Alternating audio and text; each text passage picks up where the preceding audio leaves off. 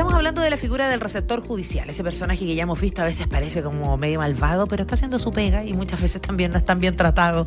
Y los roles que cumple, sobre todo en el proceso del embargo, que eso es el proceso difícil, ¿no? Cuando sabemos tenemos que enfrentar deudas porque estamos sobreendeudados, empieza un juicio, está la cobranza extrajudicial y luego ya viene este procedimiento que muy bien sabemos también no se refiere al retiro de especies en puntual, pero forma parte de este paso a paso. Nos acompaña hoy día la abogada y socia de defensadeudores.cl, Tania Olivera, para ir despejando las consultas que están llegando. Que aquí nos pregunta Analía y nos dice, ¿de qué manera debieran hacerse la notificación cuando hay un proceso de cobranza judicial? ¿Qué es lo legal? Porque sé de una vecina que le dejaron todos los datos con mi otra vecina. Ya, complicado, pero lo que dice la norma es que primero se debe hacer la notificación de la demanda de forma personal. ¿Ya? El receptor lo que debe hacer es buscar a la persona primero, es decir, establecer que el domicilio donde él está efectivamente corresponde al domicilio del deudor. Y eso, como normalmente tiene asesoría el receptor de que ese corresponde ese domicilio al deudor, a través de un familiar que está ahí mismo en el inmueble, o la misma persona está ahí, ¿cierto? O a través de los vecinos, pero jamás se puede dejar esta notificación a los vecinos, sino que a veces ellos sí dicen, sí, esta persona efectivamente vive ahí, es mi vecino. Entonces, una vez establecido el domicilio, él intenta notificarlo de forma personal. Si no lo logra, se puede hacer de manera subsidiaria. ¿Y cómo es esto? Es dejando una copia fidedigna de la demanda que ha sido ingresada por el acreedor en la puerta o en la casa, la puede tirar, ¿cierto?, al interior de la casa de la persona deudora con una cédula de espera. ¿Ya? Y que en el fondo esa cédula de espera contiene una citación a la persona deudora para la oficina del receptor para que él lo requiera de pago. Es decir, le diga, señor deudor, usted le debe tanto a tal entidad, lo estoy requiriendo de pago en este momento por tanto dinero. Perfecto. Así se hace esa notificación. Ya, siempre tiene que ser entonces, porque aquí también nos estaban preguntando si es que se podía hacer una notificación en ausencia del deudor en el domicilio. Sí, en ese caso, claro, pero tiene que quedar establecido previamente, claro, en su domicilio. Y nunca a ninguna otra persona, o sea, no se puede entregar en otro domicilio porque ahí lo que puede resultar es un vicio del procedimiento y ahí se puede incluso anular esa situación a través de claramente una presentación solicitando al tribunal que se anule esta notificación mal realizada por un vicio procesal. Es súper importante esta primera notificación. No se puede realizar ningún tipo de cobranza ni ningún tipo de juicio en general sin el conocimiento de la persona demandada en este caso. Ya, es súper importante aquello. Ricardo nos escribe desde La Serena, mira, nos felicita además porque recibimos el premio como radioemisora fundamental de la música chilena. Aprovechamos sí, estamos contentos. Muchas gracias, Ricardo. Y dice, mi consulta es la siguiente. Yo después del retiro de especies por un embargo, ¿puedo recuperar mis cosas participando, por ejemplo, en un remate judicial? Mira, qué buena pregunta. Buena pregunta. La verdad es que no es recomendable hacerlo. Ya, ahora, la norma no señala si lo puede, una vez que se rematan los bienes y se retiran, en el caso que sean bienes, por ejemplo, dentro del inmueble, pasan a un martillero público, ¿ya? Y él hace el remate de estos bienes. Ahora, ¿quiénes los pueden adquirir? Bueno, cualquier persona yendo a este remate público. ¿Los podría él volver a adquirir? La verdad es que podría, pero la figura sería un poco extraña. Tampoco queda constancia de quién los adquiere, pero es muy raro que también lo pueda hacer, porque normalmente la persona está endeudada, no tiene dinero, tampoco tuvo posibilidad en el momento anterior de poder regularizar esta deuda a través de procedimientos establecidos como la renegociación, ¿cierto? Sí. Ahora uno entiende que de pronto puede haber, no sé, un mueble que era de mi abuelito y hay algún valor sentimental y uno, no sé, hace el esfuerzo y quiere ir y mande a un amigo por último, ¿no? A veces pasa incluso en la tía rica, pasa mucho de gente que va a empeñar su joya y después va y Lo que podría recomendar en ese caso, si tienen algún bien que es demasiado preciado para la persona, es hacer la sustitución del embargo. Por ejemplo, si le embargaron algo que es demasiado preciado, que incluso no podía tener ese mismo valor comercial, sustituirlo, decir, mira, yo tengo esto, te lo cambio. ¿Se puede hacer eso? Se puede, depende del tribunal, por supuesto, si lo acoge o no, dependiendo también de el valor de cada bien que estamos intentando sustituir. Tiene que ser más o menos similar, además. Claro, pero se podría realizar. Ya, viste ahí, Ricardo, hay una buena resolución. Aquí nos escribe también Héctor, y nos dice Héctor, ¿me pueden embargar si es que no me han notificado de una demanda de cobranza? No y nunca, jamás. Ya, no, siempre primero el emplazamiento de la demanda de cobranza. El tribunal lo que quiere hacer es asegurarse primero que el deudor no pagó en el acto del requerimiento de pago y luego pasa a esta parte ejecutiva o que no contestó la demanda también de cobranza. Entonces, me deben siempre notificar previamente la demanda de cobranza y también no haberla pagado. Hay veces que, como hablábamos, hay gente que en el transcurso de que me notifican y que se hace este tipo o previo al embargo, hay una renegociación o hay algún tipo de repactación que no recomendamos, pero que también se puede realizar, o hay algún tipo, o la deuda está prescrita y la persona contesta, ¿cierto? Entonces ahí se paraliza el procedimiento. Así que depende de eso, pero respondiendo a la pregunta, no se puede realizar ningún embargo que no tenga una notificación de la demanda de cobranza realizada legalmente. Marta nos hace una pregunta bien interesante y nos dice, ¿se puede embargar en un domicilio donde ya no vive la persona deudora? Lo digo porque yo arriendo un departamento y sé que la persona que vive, si bien cumple conmigo, ha tenido algunos problemas de deuda. Si es que a él nos llegaran a notificar, por ejemplo, y en el proceso se fuera del departamento y dejara la casa, ¿podrían embargar cosas que son mías? Lamentablemente sí. Cada vez que nosotros recurrimos al crédito o tenemos algún servicio crediticio, una tarjeta de casa comercial, bancaria, la que sea, el acreedor nos va a pedir un domicilio, ¿cierto? Y nosotros vamos a establecer un domicilio, o le vamos a dar a conocer al acreedor que vivimos en tal lugar. Ese es el mismo domicilio que el acreedor va a informar al tribunal que nosotros vivimos, ¿cierto?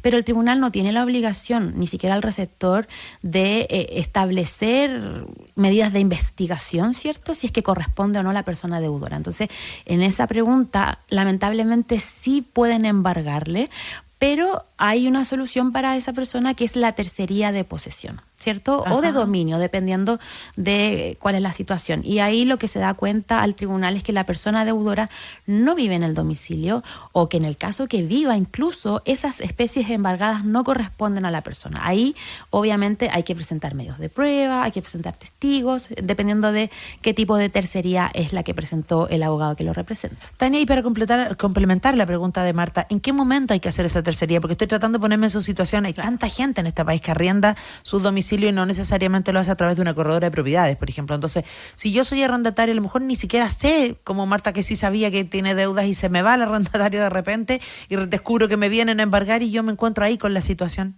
Bueno, en ese caso, la tercería se presenta con posterioridad al embargo. ¿Se puede hacer? Ya. Sí, no hay tercerías preventivas. Es decir, no puedo presentar la tercería antes que antes de que ocurra esta situación. Quizás le puedo dar cuenta al tribunal que el demandado ya no vive en el domicilio, pero va a depender del acreedor si es que igual quiere ejercer la acción de embargo en ese lugar o no. ¿Ya? Entonces, debe ocurrir el embargo, es decir, va a ir el receptor, anotar los bienes que están dentro del inmueble, lo va a dar cuenta al tribunal, y una vez que está esta acta de embargo, nosotros podemos presentar entonces la tercería de posesión respectiva o de dominio.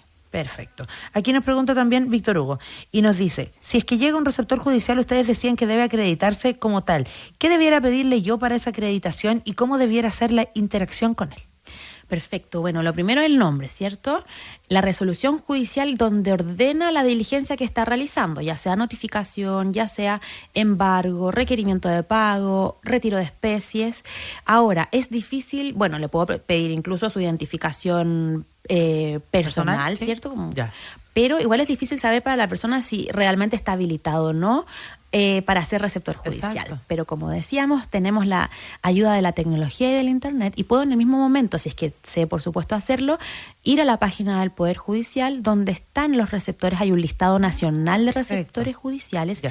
Y es muy fácil buscar. Uno pone el nombre, que obviamente te está dando el receptor judicial, y debería aparecer en esta nómina que tiene cada corte de apelaciones, dependiendo por supuesto de la jurisdicción.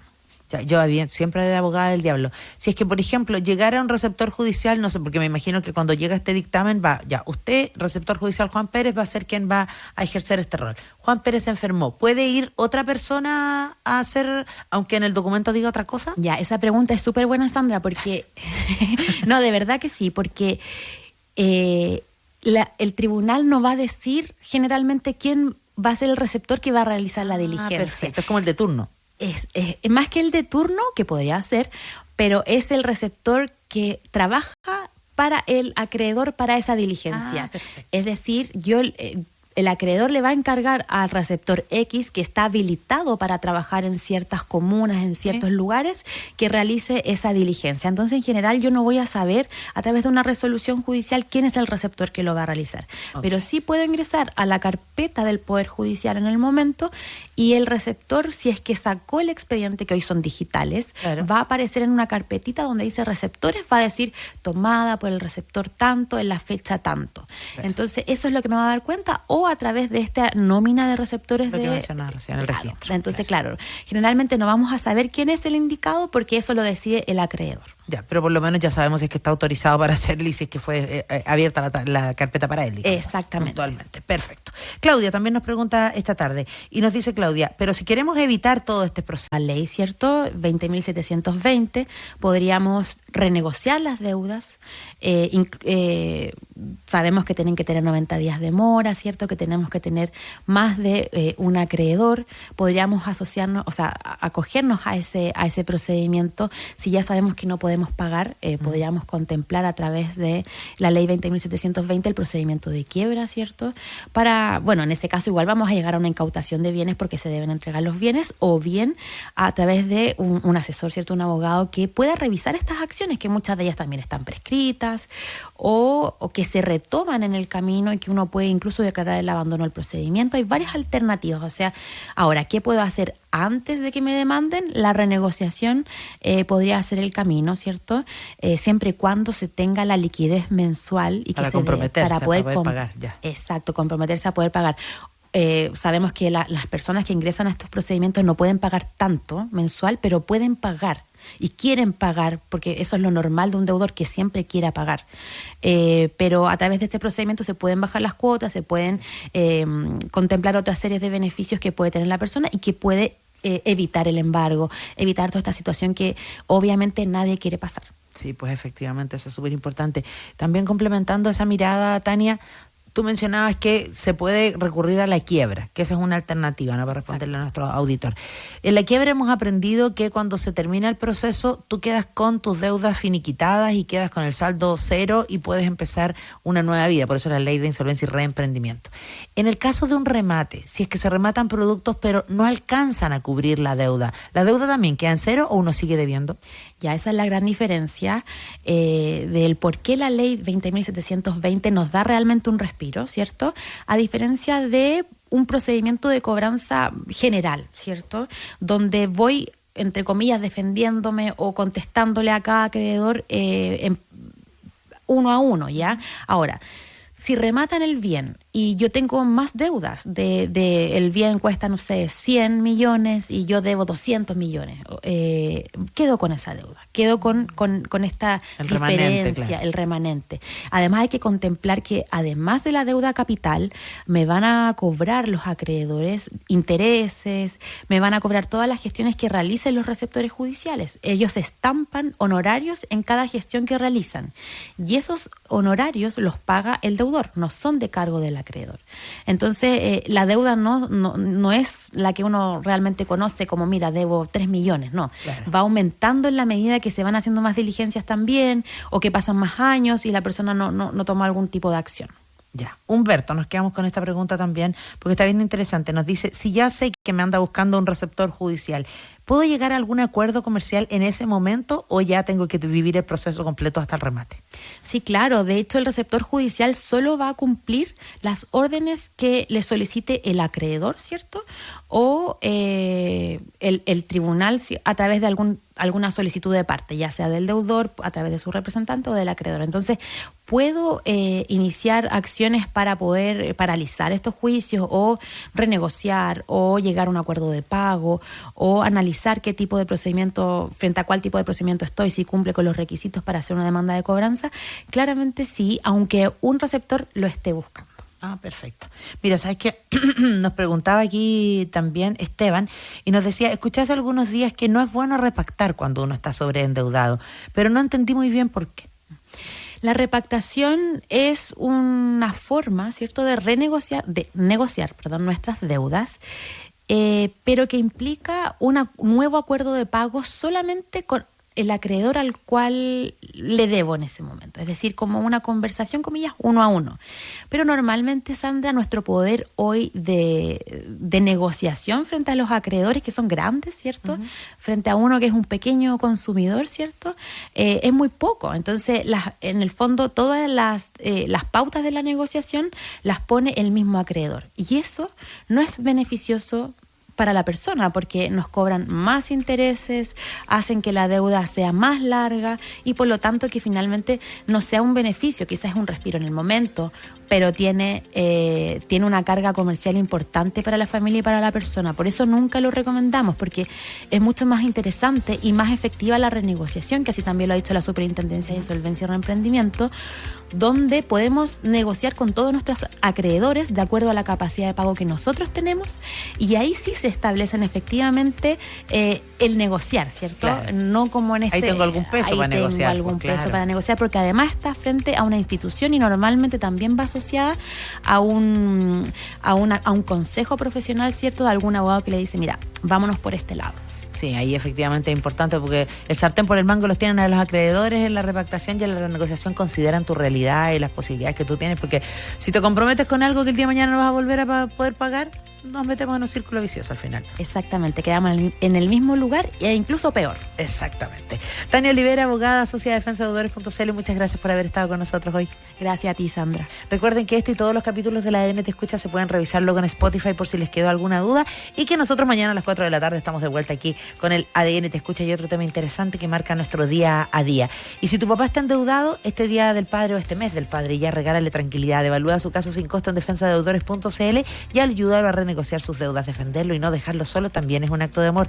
Defensadeudores.cl, 25 años defendiendo a miles de papás con sus familias. Y Turismo City tiene la solución para que viajes al menor costo. Ingresa a turismocity.cl o descarga la aplicación y encuentra los mejores precios de vuelos, hoteles, paquetes con una sola búsqueda.